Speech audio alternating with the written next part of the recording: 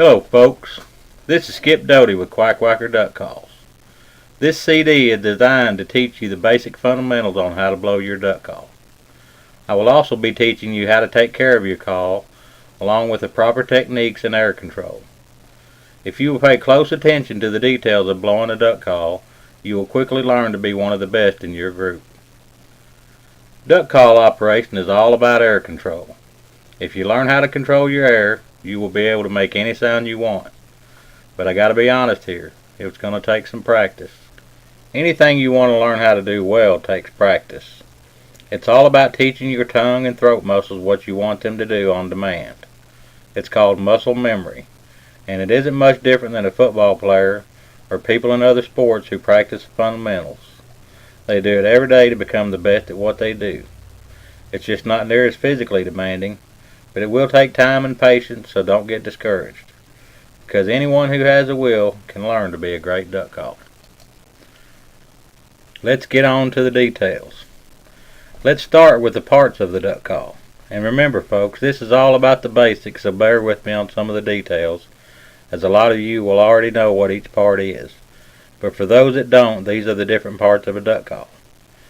The big end of the call, that has a band on it, is called the barrel, and it is the end that you place to your mouth to blow the call.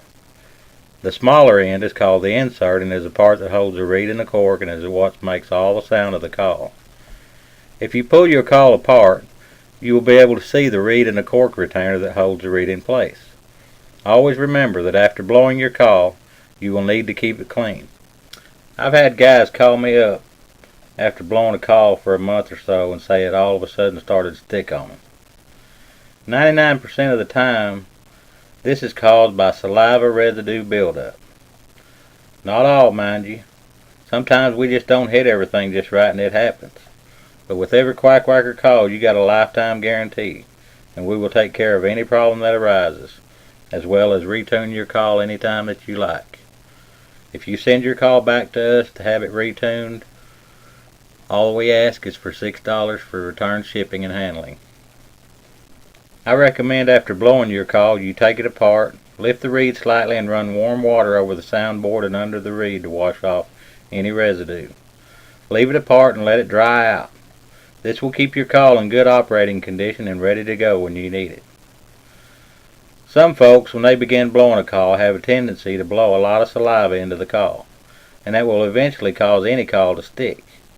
What I suggest is to think about that when you're learning how to blow the call, and make an attempt to stop doing it. Quack Wacker duck calls don't stick when operated correctly, but if not taken care of, any call will stick, and that's just the truth. All great duck calls are right on the very edge of sticking. You can't fill the end of your shotgun barrel full of mud and not expect to have problems with it. But if I can teach you the proper way to take care of and blow this call, you won't have all the problems other folks seem to have with their calls. Now, not all duck calls are the same. Some call makers' calls will stick with the slightest bit of moisture. These calls won't. And if you ever have a problem with one of our calls sticking and you have taken care of it, as I have suggested, then it's my problem to deal with. Simply send the call back to me and I will make it right. Customer service is something we take great pride in. So if you have a problem with one of our calls, you can bet we will do right by you.